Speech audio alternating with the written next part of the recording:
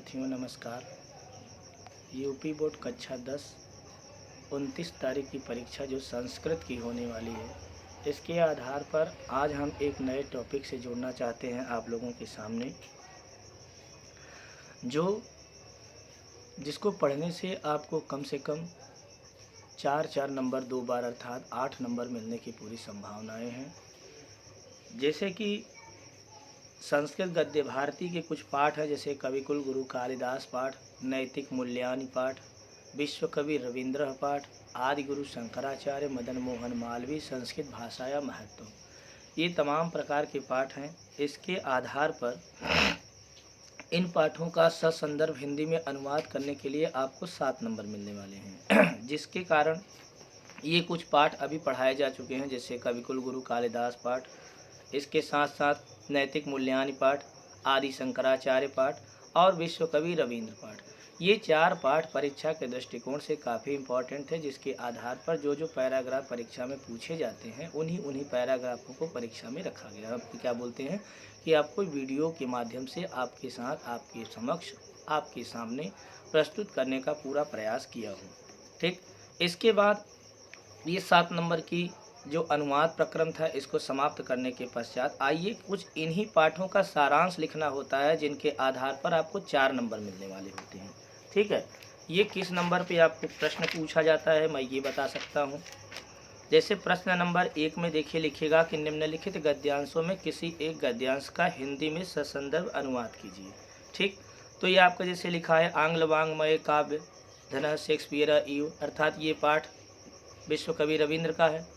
इसके बाद जो है दूसरा प्रश्न आएगा, तो उसमें लिखा रहेगा निम्नलिखित पाठों में से किसी एक पाठ का हिंदी में सारांश लिखिए। ये जरूर पूछेगा, ध्यान दीजिएगा। तो यहाँ पर जैसे जो कि पहला प्रश्न था, पहले प्रश्न में 2 देगा क और ख, इसमें से लिखा रहेगा, ऊपर ही डायरेक्शन दिया रहेगा कि निम्नलिखित गद्यांशों में से किसी एक गद्यांश का हिंदी में ससंदर्भ अनुवाद कीजिए। तो यहाँ पर अनुवाद करने के 2 में से 1 करना होगा, जो कि आपके गद्य भारती पाठ से रहेगा। गद्य भारती शीर्षक के अंतर्गत जैसे कविकुल गुरु कालिदास पाठ, विश्व कवि रविंद्र पाठ, नैतिक मूल्यानि, आदि शंकराचार्य गुरु नानक देव, आज तमाम संस्कृत भाषाएं महत्वम, विश्व क्या बोलते हैं महामना मदन मोहन मालवीय, ये तमाम प्रकार की पाठ हैं। इन पाठों में से किसी एक पाठ का दे देगा, आपको एक पैराग्राफ मिलेगा, उसी पैराग्राफ का हिंदी में ससंदर्भ से अनुवाद करना है। इसके बाद जो दूसरा पाठ आता है, मतलब दूसरा टॉपिक आता है, दूसरा प्रश्न आता है, इस प्रश्न के आधार पर आप देखिए पूछा जाएगा निम्नलिखित पाठों में से किसी एक पाठ का हिंदी में सारांश लिखिए। विश्व कवि रविंद्र, लोकमान्य तिलक, दीनबंधु, ज्योतिबा फुले, ये 3 पाठ देगा, 3 में से आपको एक पाठ का सारांश लिखना रहेगा। इसके आधार पर आपको कुल 4 नंबर परीक्षा में प्रोवाइड किए जाएंगे। तो आइए इन पाठों के अंतर्गत पहले पाठ को हमने लिया है, जिसका नाम कविकुल गुरु कालिदास नामक पाठ है। अब इसका पाठ का सारांश आप क्या लिखेंगे, तो पाठ का सारांश आप लिख देंगे प्रश्नोत्तर 2 का जो क करना है, मान लीजिए उसी पे कविकुल गुरु कालिदास पाठ का सारांश पूछ लिया गया, तो प्रश्नोत्तर 2 का क लिख देंगे। 2 का क लिखने के पश्चात जो है नीचे लिखेंगे पाठ का सारांश कविकुल गुरु कालिदास, और नीचे लिखेंगे पाठ का सारांश। इतना लिखने के बाद ध्यान दीजिएगा, आप सबसे पहले हेडिंग डालेंगे क्या, परिचय।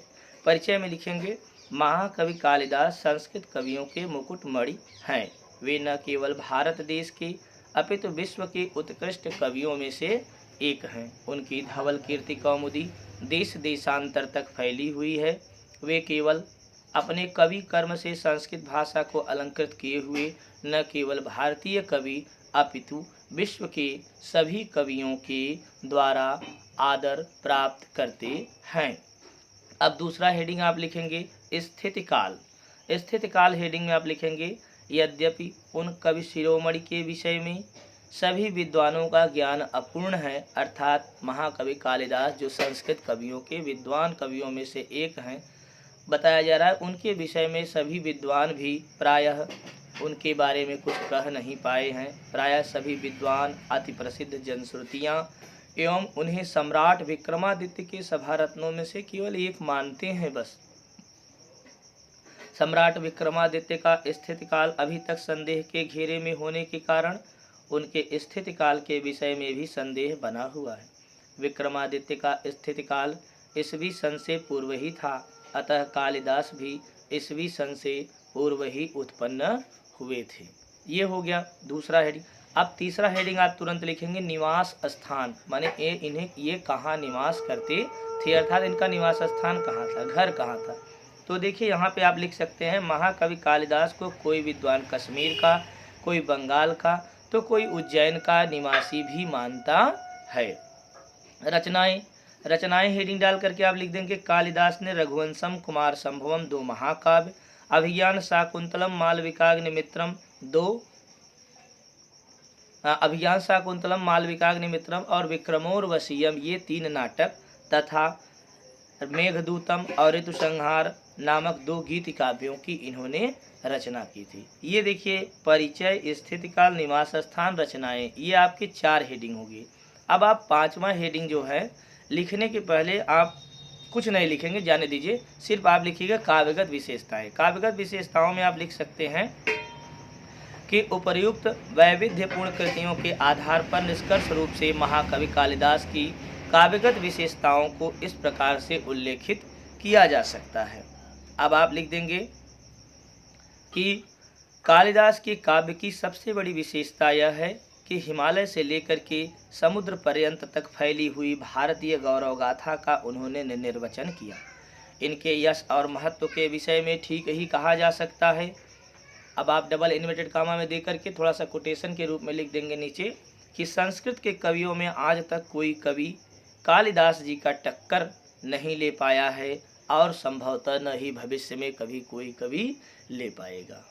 ये देखिए आपके महाकवि कुल गुरु कालिदास नामक पाठ के सारांश के रूप में आपका इतना आप लिखेंगे तो निश्चित रूप से आपको कुल मिला जुला करके 4 नंबर को दे दिया जाएगा। अब इसी के आधार पर आइए एक और पाठ से हम जोड़ते हैं। आप ध्यानपूर्वक पढ़िएगा, पक्का है परीक्षा में आएगा निश्चित रूप से। अब आइए देखते हैं तृतीय पाठ का सारांश, जिसका नाम है नैतिक मूल्यान। नैतिक मूल्यान वही फिर आप जैसे मान लीजिए कविकुल गुरु कालिदास पाठ नामक न दे करके क्वेश्चन नंबर 2 में रख दिया कि नैतिक मूल्यान, तो आप फिर वही लिखेंगे प्रश्नोत्तर 2 का, जैसे क लिखना है, ख लिखना है, ग लिखना है, उसको लिखने के बाद नीचे लिख दिए नैतिक मूल्यान और फिर नीचे मोटे पेन से लिख दीजिएगा कि पाठ का सारांश। इसके पश्चात आप तुरंत हेडिंग बनाएंगे नीति का स्वरूप। सबसे पहले हेडिंग बनाएंगे नीति का स्वरूप। इसमें आप लिखेंगे कि ले जाने का नाम नीति है। नीति के जो मूल्य होते हैं वे नैतिक मूल्य कहलाते हैं। जिस रीति द्वारा कार्य करने से मनुष्य का जीवन सुंदर और सफल होता है उसे नीति कहा जाता है। यह नीति केवल मानव या समाज के लिए ही नहीं होती बल्कि मनुष्यों, राजाओं आदि सभी के व्यवहार के लिए होती है। नीति द्वारा चलने और व्यवहार करने से जनता, शासन और समस्त संसार का कल्याण होता है। इतना लिखने के पश्चात आप तुरंत दूसरा हेडिंग डालेंगे और लिखेंगे प्रमुख नीतिकार और नीति ग्रंथ। अब लिखेंगे आप क्या इसमें लिखेंगे कि प्राचीन काल से भारत में नीतिकार कवियों ने अपनी सरस और मधुर वाणी द्वारा कथाओं और श्लोकों के रूप में नीति वचनों की रचना की थी। इन्हें ही नीति शास्त्र, व्यवहार ज्ञान और स्त्री के समान उपदेश देने वाला कहा गया है। अब आप लिखेंगे संस्कृत में चाणक्य नीति, विदुर नीति, विदुलोपाख्यान, पंचतंत्र, शुक्र नीति, घटकरपर का नीतिसार, सुंदर पांडेय की नीति द्विषष्टिका, भल्लाट शतक और भर्तृहरि का नीति शतक तथा बल्लाल शतक इत्यादि बहुत से नीति ग्रंथ मिलते हैं। इतना लिखने के बाद अब आप तीसरा हेडिंग लिखेंगे कि नीति काव्य का प्रमुख प्रयोजन। विचार्यमाण साहित्य में आदिकाल से ही सभी राष्ट्रों में यह विश्वास प्रचलित था कि काव्य के अन्य प्रयोजन विद्यमान होने पर भी एक मुख्य प्रयोजन है जिसका नाम नीति परितोषक है। इसलिए प्लेटो, महान दार्शनिक प्लेटो, अरस्तु, पेटर, होरेस आदि पाश्चात्य विद्वानों ने नैतिक विकास को काव्य का मुख्य प्रयोजन माना है। नैतिक मूल्यों की आवश्यकता, अगली हेडिंग। अब आप लिखेंगे नैतिक मूल्यों से व्यक्ति की सामाजिक प्रतिष्ठा बढ़ती है। नैतिकता से ही व्यक्ति, समाज, राष्ट्र और विश्व का कल्याण होता है। नैतिक आचरण से मानव में त्याग, तपस्या, तप, विनय, सत्य और न्यायप्रियता आदि गुण विकसित होते हैं और साथ ही इसके द्वारा व्यक्ति और समाज से ईर्ष्या, द्वेष, छल और कलह आदि दोष दूर भगा दिए जाते हैं। इतना लिखने के बाद आप नीचे कोटेशन के रूप में निष्कर्ष लिख सकते हैं। निष्कर्ष लिख दीजिए कि निष्कर्षतः हमें नैतिक आचरण करके अपना, समाज का, देश का और विश्व का कल्याण करना चाहिए। ये आपका जो है नैतिक मूल्यानि नामक पाठ का सारांश हो गया। अब आइए इसी कड़ी में एक और पाठ के सारांश से जुड़ते हैं जिसका नाम है विश्व कवि रविंद्र। ये पाठ का सारांश देखिए बड़ा ही ज़बरदस्त है, परीक्षा में कई बार आ चुका है और आने की पूरी संभावनाएं हैं। पाठ का सारांश आप मोटे पेन से कापी के बीचों बीच लिख दीजिए। उसके पश्चात आप नीचे बाएं साइड में जा कर के कापी के लिखे परिचय। परिचय लिखने के पश्चात लिखिएगा वही जो किताब में दिया है कि जो स्थान अंग्रेजी साहित्य में शेक्सपियर का, संस्कृत साहित्य में महाकवि कालिदास का और हिंदी साहित्य में तुलसीदास जी का है, वही स्थान बांग्ला साहित्य में कवि रविंद्रनाथ टैगोर जी का है। पाठ का सारांश का मतलब यह होता है जो पाठ आप पढ़ें उसी पाठ के बारे में आप हिंदी में लिखने का प्रयास कीजिए। इसके पश्चात इसके आधार पर आपको कुल 4 नंबर देने की पूरी संभावनाएं मिलती हैं। तो साथ ही आधुनिक भारतीय कलाकारों में भी उनका महत्वपूर्ण स्थान है किनका? विश्व कवि रविंद्र का। वे न केवल आध्यात्मिक एवं सांस्कृतिक क्षेत्र में प्रसिद्ध हैं बल्कि रचनात्मक साहित्यकारिता के रूप में भी वे विश्वविख्यात हैं। इतना आप परिचय लिखने के पश्चात आप तुरंत दूसरी हेडिंग लिखेंगे और हेडिंग आपकी साफ, स्वच्छ और चमचमाती हुई होनी चाहिए। हेडिंग का बहुत ही प्रभाव पड़ता है परीक्षक के ऊपर, ये ध्यान दीजिएगा। जो मूल्यांकन करने वाले होते हैं वे आपके हेडिंग के साथ साथ आपकी लेखनी को भी ध्यान रखते हैं, जिसके कारण आपको नंबर 100% दिए जाते हैं। तो दूसरी हेडिंग आप लिखेंगे सांस्कृतिक क्षेत्र में रविंद्रनाथ का योगदान। सांस्कृतिक क्षेत्र में रविंद्र संगीत एवं नृत्य विधाओं में भी जिस नवीन शैली की उद्भावना किए उसे रविंद्र संगीत के नाम से प्रसिद्धि प्राप्त हुई। नृत्य विधा में भी उन्होंने नई नई नृत्य शैलियों का आविष्कार किया।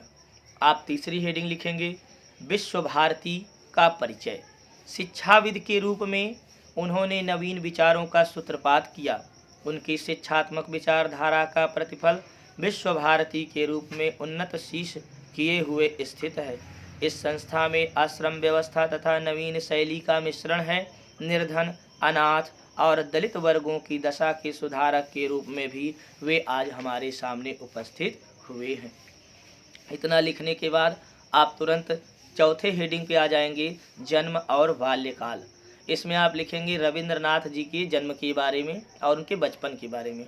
थोड़ा सा लिखेंगे कि रविंद्रनाथ टैगोर जी का जन्म 7 मई सन 1862 ईस्वी को कलकत्ता नगर में हुआ था। इनके पिता का नाम श्री देवेंद्रनाथ तथा माता का नाम श्रीमती शारदा देवी था। उनका जन्म एक ऐसे धनी ब्राह्मण परिवार में हुआ था जिसके पास अतुल धनराशि तथा वैभव संपन्नता थी।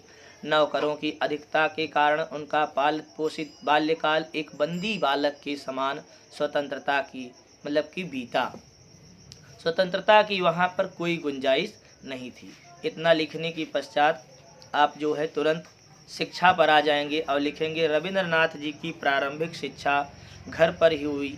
शिक्षण बांग्ला भाषा में हुई। प्रारंभिक शिक्षा प्राप्त कर बालक रविंद्र ने उत्तर कलकत्ता नगर के ओरिएंटल सेमिनार विद्यालय में प्रवेश लिया। इसके पश्चात नॉर्मल विद्यालय गया। अपनी रुचि के अनुरूप रविंद्र को एकांत अधिक प्रिय था।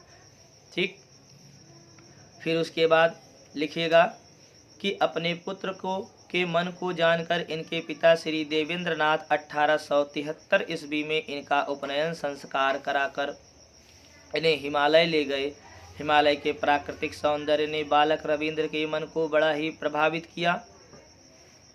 इनके पिता की शिक्षण शैली से इनके मन में शिक्षा के प्रति अनुराग हो गया। 17 वर्ष के युवक सन 1878 ईस्वी में अपने बड़े भाई न्यायाधीश श्री सत्येंद्र नाथ जी के साथ विधि शास्त्र अर्थात कानून की शिक्षा पढ़ने के लिए ये लंदन नगर गए और 1880 ईस्वी में कलकत्ता पुनः लौटे। इसके बाद आप इनकी अंतिम रचनाएं लिख दीजिएगा। अंतिम हेडिंग रचनाएं लिखने के पश्चात आप लिख दीजिएगा क्या कि रविंद्र ने शैशव संगीत, प्रभात संगीत, सांध्य संगीत, रुद्रचंड वाल्मीकि प्रतिभा, विसर्जन, राजर्षि चौखेर वाली, चित्रांगदा, कौड़ी, ओकमल आदि रचनाओं का प्रणयन किया। उनकी प्रतिभा बहुमुखी थी। उन्होंने कला, कविता, नाटक, उपन्यास और निबंध आदि सभी साहित्यिक विधाओं में सफल कृतियां प्राप्त की। उनकी प्रसिद्ध, ये आप कोटेशन के रूप में लिख सकते हैं, काले पेन से दर्शाइएगा कि उनकी प्रसिद्ध रचना गीतांजलि, जिस पर इन्हें विश्व का सर्वोच्च पुरस्कार प्राप्त हुआ। अंत में हेडिंग आप डाल दीजिएगा मृत्यु, लिख दीजिएगा रविंद्रनाथ का जीवन उनके काव्य के समान ही मनोहर और लोक कल्याणकारी था। उनकी मृत्यु 7 अगस्त सन 1941 ईस्वी को हुई, किंतु वे अपनी पवित्र वाणी द्वारा प्राप्त यश शरीर से आज भी अमर है।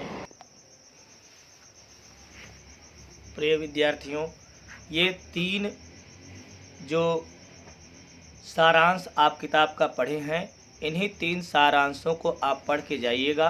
पूरा विश्वास और पूरी आशा, पूरी उम्मीद है इन्हीं 3 सारांशों में महाकवि कालिदास पाठ अर्थात कविकुल गुरु कालिदास पाठ, विश्व कवि रविंद्र पाठ और नैतिक मूल्यांकन, इन्हीं 3 पाठों में से एक सारांश आपका जरूर 29 तारीख की परीक्षा में फंसेगा। पक्का है, पूरी उम्मीद है। आप इन्हीं 3 पाठों को विशिष्ट रूप से दोहराइएगा। निश्चित रूप से डन है कि 29 तारीख की परीक्षा में आप अच्छा प्रदर्शन करेंगे और 4 नंबर आप दूसरे नंबर के क्वेश्चन पर प्राप्त करने की पूरी संभावना है। इसी के साथ हम अगले वीडियो में आप लोगों के सम्मुख जल्द ही उपस्थित होते हैं। तब तक इसे आप 1-2 घंटे में दोहरा लीजिए।